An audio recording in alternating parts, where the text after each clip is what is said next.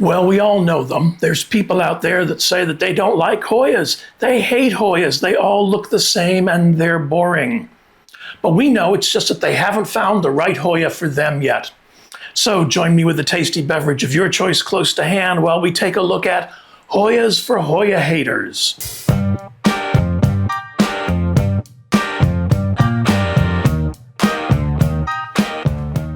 And a couple little things before we get underway.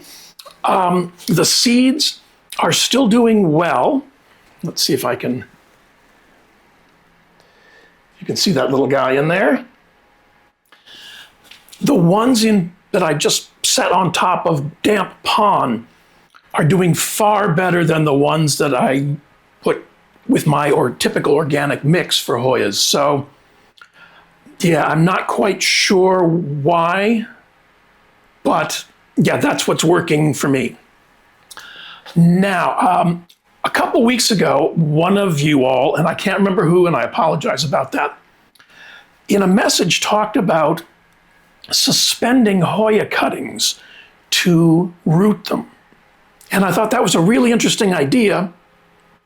So that's what I did. I took a small canning jar and stretched some cling film or cling wrap or clear film over the top of it, poked a small hole in it, and dropped a Hoya cutting in there. And let's see if I can, it looks a little dehydrated, but it rooted pretty well. So I think the time has come to move it into substrate. And there's a little bit of water in the bottom of this. Just plain water, no nutrients, because the roots aren't getting anywhere near it.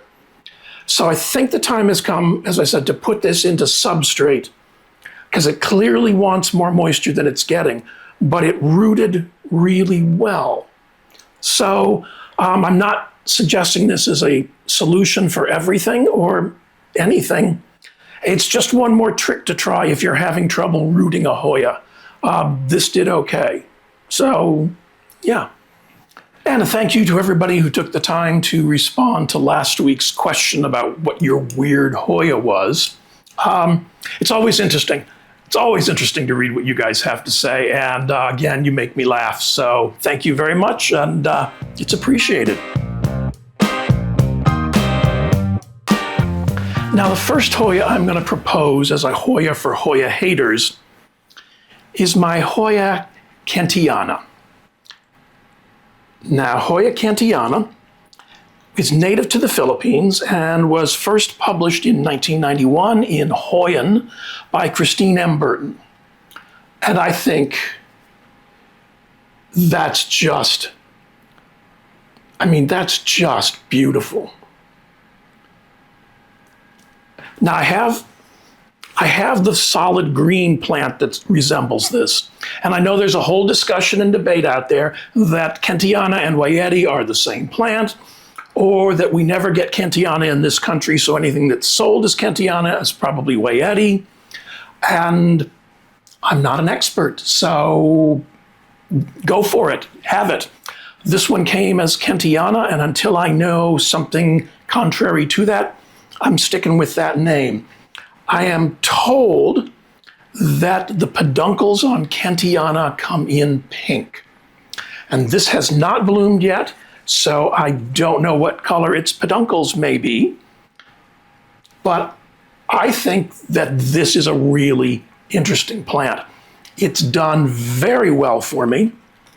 Since it's variegated, this one lives over here underneath my multiflora. So there's little drips of nectar because multiflora is she's a messy plant. So yeah, I think this one is definitely a candidate. I just like the whole structure of it, the whole look of it. It looks very nice cascading down. I've got this in an organic mix. So that's some cocoa husk chunks and some pumice and some long fiber sphagnum and maybe some tree fern fiber in there. but that kind of stuff. No soil. No soil. And it's in a self-watering pot, which it really seemed to appreciate. It's growing pulled back maybe 2 feet, half a meter from my southeast facing window. It's in the fallout from the grow shelves that are over here, and it seems to really like that spot. It's not a fast grower, but it's a steady grower if you feed it. And, it produces this. So if you haven't found a Hoya you like, I think this is a really good place to start looking. The leaf shape is cool. The growth habit is cool. It's very, very low key. I mean, there's nothing finicky or fickle or difficult about this one at all. Because it's intervariegated, it probably wants a bit more light than you would expect. So just put it really close to a window or, near one of your grow lights and it should do fine. I have this labeled as Hoya kentiana, and it came from Jordan's Jungle in Pawtucket, Rhode Island. And this is the first up for Hoya haters.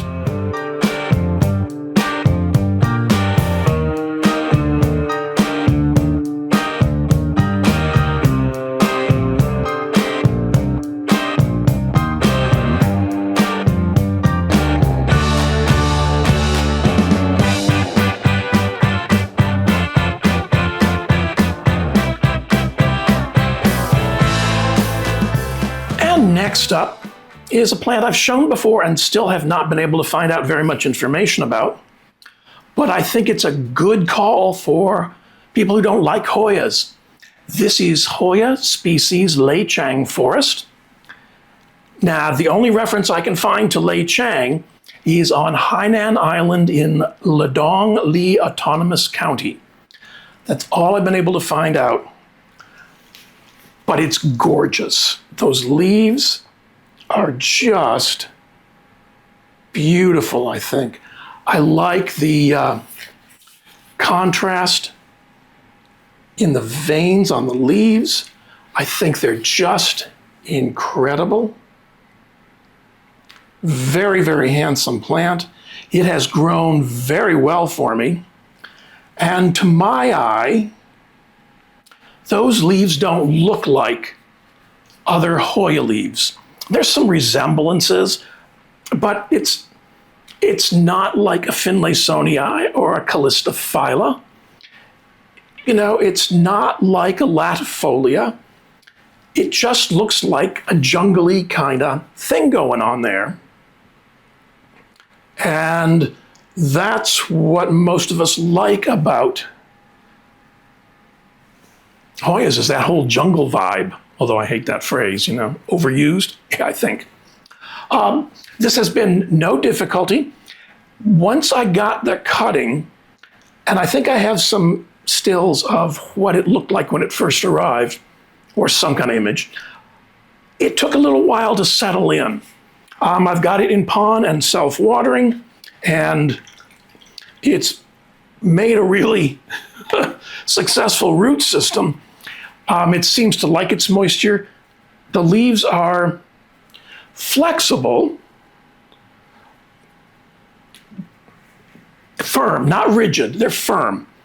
I think this has established itself. The leaves, this one leaf down here has got to be, that's why I got a handy dandy tape measure here. I'm going to say that's at least 7.5 inches or 19 centimeters.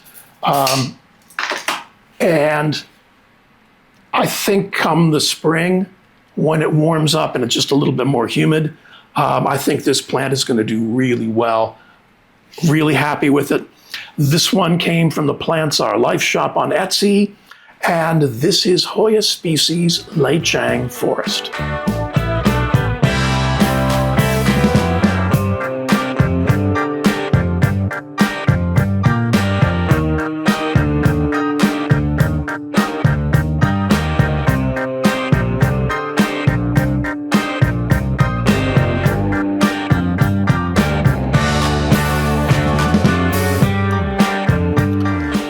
for another Hoya that might appeal to Hoya haters, this is my Hoya heuschkeliana intervariegated. Now, Hoya heuschkeliana is native to the Philippines, was first published in 1989 in Hoyan by Robert Dale Kloppenberg, and I think that's just very, very cool. It sort of makes me think of that plant that's known as Swedish ivy, but I'm not crazy about that plant and I've never owned it, so I can't comment on that. It does do, oops, come on, behave. We've got company. It does do a little bit of sun stressing, which you may or may not be able to see. Don't know what that was. Whoops. No, leave that plant alone. Leave him alone. There you go. But this one's just doing great guns. It loves self-watering. Because it's got this much variegation, it wants a little bit more light. You can tell when it's dry, and I've been trying not to let it give me those signs, trying to keep ahead of it. It blooms. The blooms are, see if I can get that in there. Very cool. I'm sure I have close-ups of them. They are very pretty, but the killer with the blooms is they smell like buttered popcorn. I mean, seriously, buttered. I'm sitting here now, and it's like being at the concession stand in the theaters, back when we all used to go to theaters. It's just, yeah, it's that butter scent with that undertone of the popcorn. This one has done really well. It's, it's a good-sized plant. It grows easily. It just wants to be watered. It seems to respond really well to self-watering and a good amount of light. I know that heuschkeliana comes in some different colors of blooms. This is the one I've got. I would say that's red.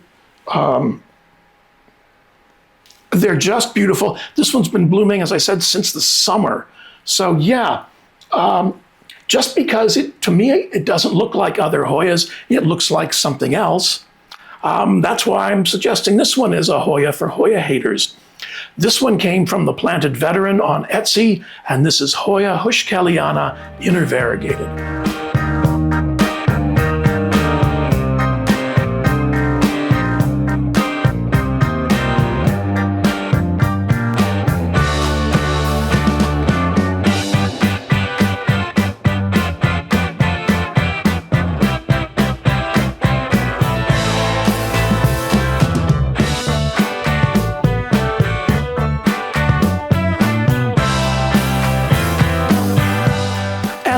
The reason you don't like Hoyas is because they all look alike, they all look the same. No, they don't. This is Hoya spartioides. Now, Hoya spartioides is native to the island of Borneo, which means Brunei, Kalimantan in Indonesia, and Sabah and Sarawak in Malaysia. It was first collected by George Bentham and was published in 2001 in Fraterna by Robert Dale Kloppenberg. And the name spartioides comes from the Latin, meaning spartium, which is the broom plant, and oides, meaning resembling. And this plant has been so much fun. It has grown like crazy for me. It was a little, maybe 2 or 3 branch cutting, rooted plant when I got it. It's just done very well. It appreciates self-watering. It appreciates a good amount of light, more light than you would think. I had it on this grow shelf under 3 24-watt strips, and it bloomed like crazy. Yeah, it just bloomed. I was going to say bat out of hell, but that would work as well. What I did notice is that these will sun stress. And these are not leaves, these are peduncles. The young plants produce leaves, but then later they fall away, and all the photosynthesis is done in the peduncles of the plant, which makes this very, very cool and very neat looking. And, you know, you can see that thing's got some growth on it. It even branched, so that's very nice. I lowered the light on that shelf, and the plant is still doing well. It's growing. It seems happy, but it's slowed down the blooming. So I think I'm going to find a happy medium and maybe put back one of the grow lights on that shelf and see if we can make this a little bit happier again. The blooms, and I have pictures of them over here, are very cool, very pretty. They only last for one night. So when you see your plant getting ready, keep an eye on it. And the blooms smell like burning rubber. Not enough to drive you out of the house or even drive you out of the room, but you'll lean in and go, oh yeah, someone's burning tires. It smells like someone's burning tires somewhere in the neighborhood. Not in your house, but somewhere in the neighborhood. So if you want something different, something weird, then this is, I think, the plant for you. It's easy to care for. It's not at all difficult. It just wants what your typical Hoya wants, nothing special. And it's done really well for me. This one came from Mystery Garden Shop on Etsy, and this is Hoya spartioides.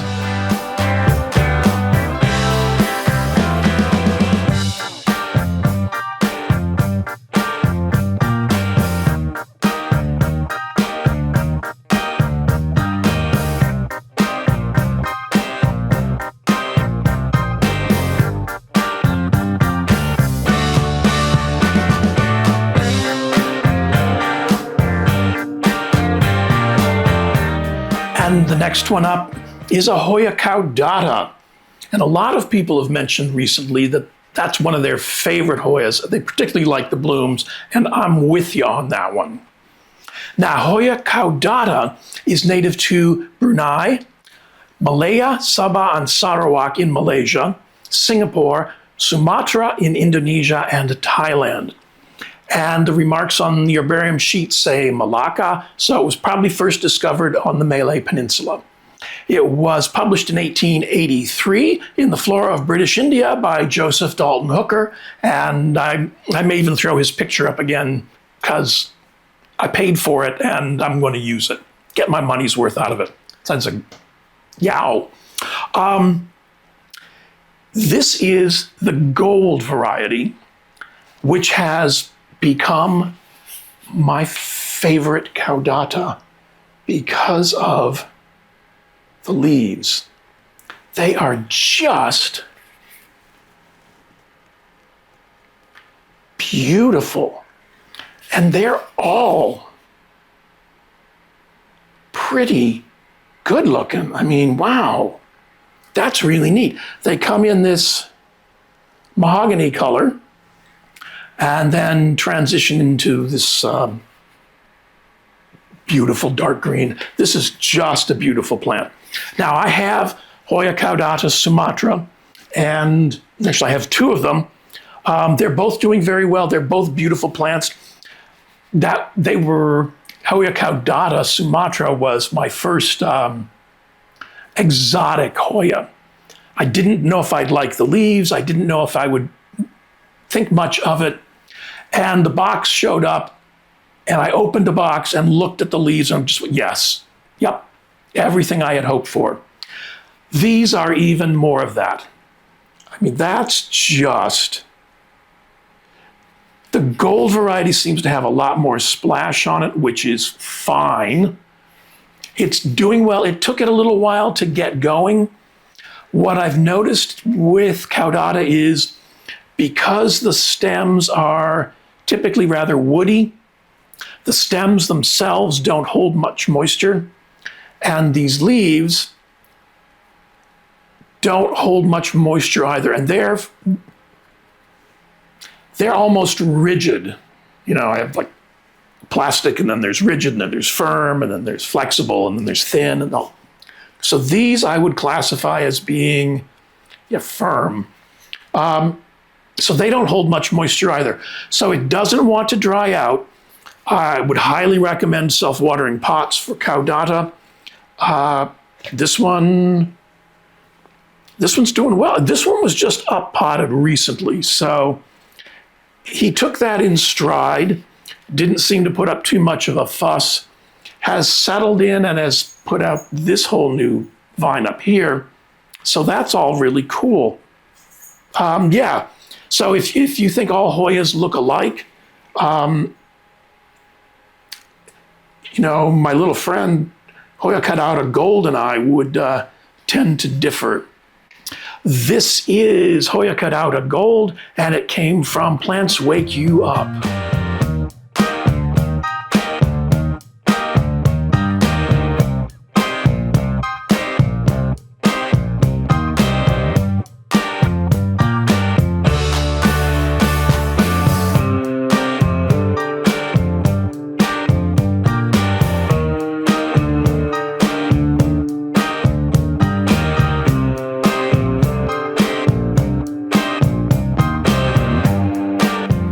The next Hoya for people who don't like Hoyas, or Hoyas for Hoya haters, is my latifolia Sarawak. Now, Hoya latifolia is native to Brunei, Java, Kalimantan, and Sumatra in Indonesia, Malaya, Sabah, and Sarawak in Malaysia, Myanmar, Singapore, and Thailand. And because this one has the epithet descriptor that says Sarawak, my guess is that it was found on the island of Borneo in the province of Sarawak. This is one of those be careful what you wish for stories. At one point, I decided I needed a big leafed Hoya, and I saw pictures of this with nothing in them to show scale. So I went ahead and ordered it because I thought the leaves were pretty, and the leaves are pretty. The leaves are also huge, or have the potential to get huge. This one kind of poked around for a while.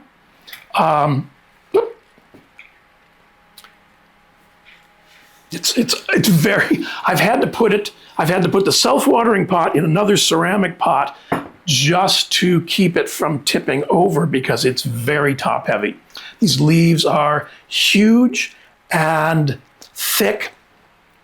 And once this puppy settled in, it has just grown very, very well for me. The leaves are just beautiful. So while this is a latifolia, and the latifolia that everybody's always seen in every dentist's office and storefront window, this is not that. This is done really well. It was first published in 1837 in, I have to read this to you, it's one of those early Victorian titles. A general history of the dichlamydeous plants, comprising complete descriptions of the different orders, together with the characters of the genera and species, and an enumeration of the cultivated varieties, the scientific names accentuated, their etymologies explained, and the classes and orders illustrated by engravings and preceded by introductions to the Linnean and natural systems, and a glossary of the terms used. So, that's what's in that book. I haven't read it. I'm tired from just reading the title. This one's done very, very well. Again, I have it in self-watering. It's got a good, healthy root system. It's under pretty good light. As I said, I had to stabilize it and move the location. So I've got it set now where it gets early morning and mid-morning sun through my sort of southeast facing window right over here. And he seems to be making that transition pretty well. It's just been a good grower. And, if you want something that's like weird for a Hoya, I mean, that kind of does it for me. Yeah, I like this plant. I'm glad I ordered it. It's presented me with problems like constructing a trellis that will support it, but those are minor problems and the kind we'd all like to have. This one came from Plants Wake You Up, and this is Hoya latifolia Sarawak.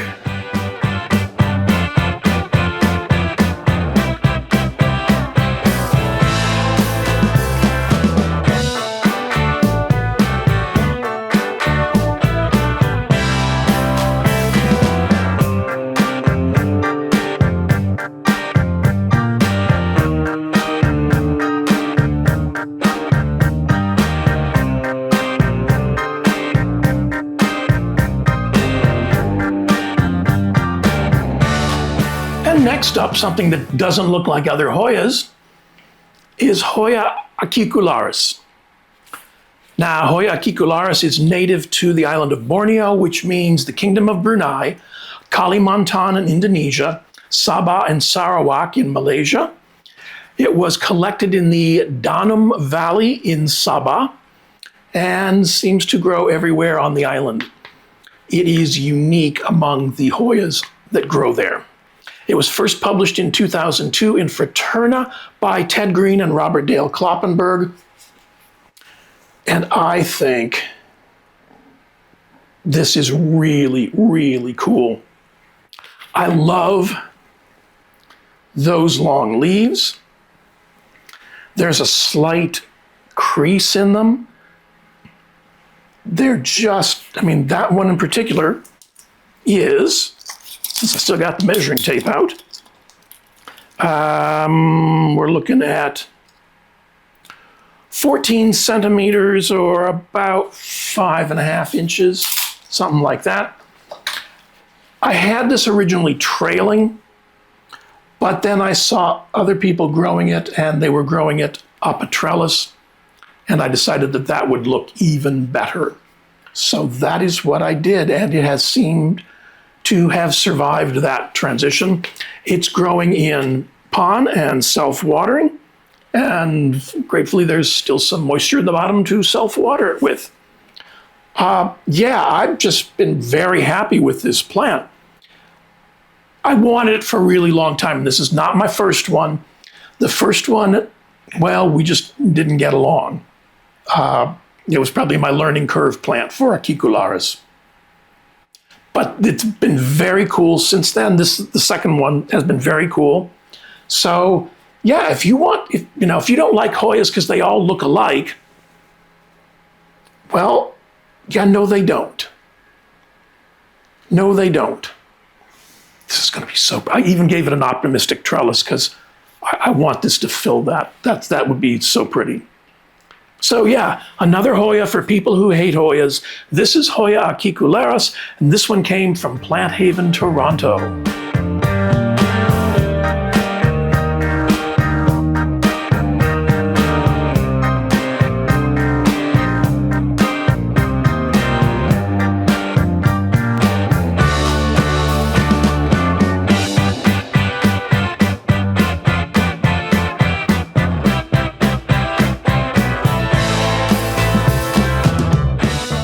And I had to include one of my thin-leafed Hoyas in this group. And so I picked the one that's got the wild-ass blossoms. And that's Hoya decipulae. Now, decipulae is native to Sumatra in Indonesia. It was collected in 2017 in the West Lampung district on the island of Sumatra. And was published in 2019 in Raiwardia by Sri Rahayu and Inggit Puji Astuti. And the name comes from the Latin decipula, which means to catch or ensnare or entrap. And it refers to those crazy little blossoms. And the reason I included this is because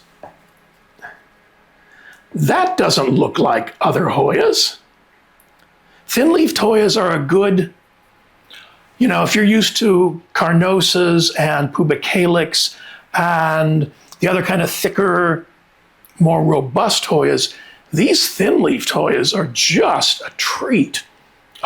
This one has grown very, very well for me, as you can see.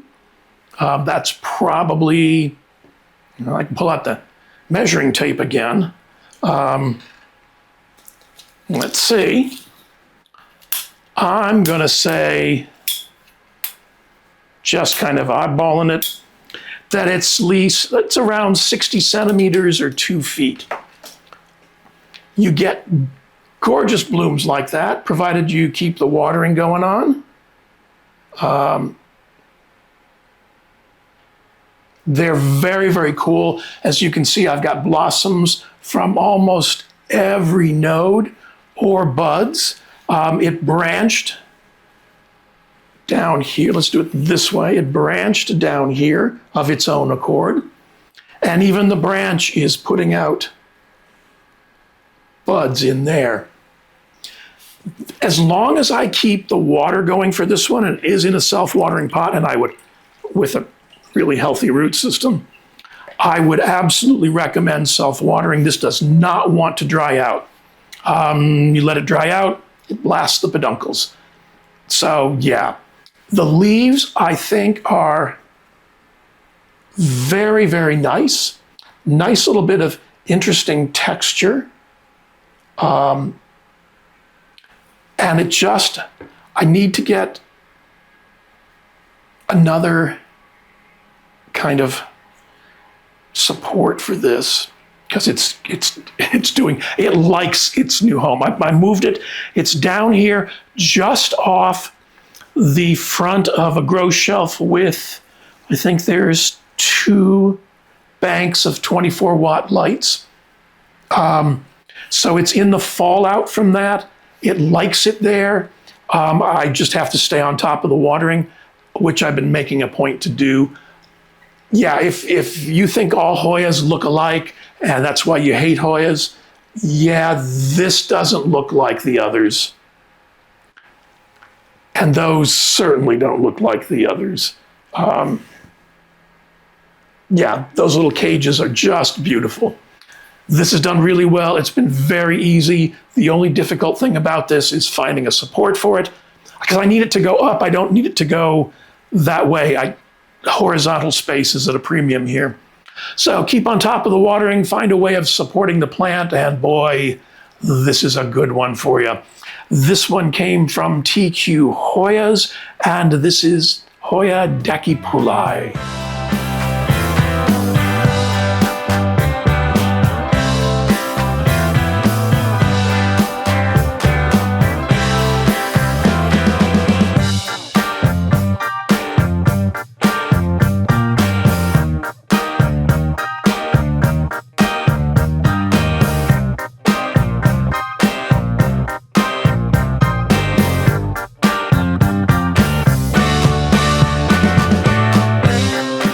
Before we get to this week's question for the comments, a special thank you to Northern Plantucky, who suggested the idea of Hoyas for Hoya Haters as a theme for a video.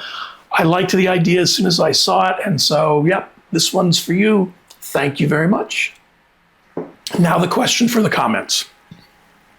What Hoya would you suggest to someone who hates Hoyas? I tried to think of what would make someone not like Hoyas. And I don't mean that they would need to make it the primary focus of their collection, but just what would make them not want one at all. And the complaint I hear is they all look the same, they never bloom, and they're not terribly interesting. And I think I've shown 8 Hoyas that are really interesting, and there was a little something for everybody in that mix. So what criteria would you use, and what plant would you suggest to people who hate Hoyas? And as always, I want to thank you for choosing to spend a little bit of your time with me this week's end. Please remember to click the thumbs up like button, the subscribe button, and the notification bell. They're important to the growth of my channel, and that's how you can contribute to that growth. A lot of the products that you've seen me use are available through my Amazon storefront, and there's a link in the description to that. I receive a small commission on the sales, but it doesn't affect your price at all.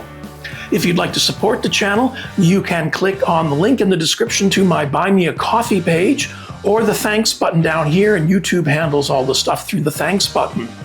I'm going to post links to a couple more videos that you might enjoy over here, and enjoy the rest of your week's end.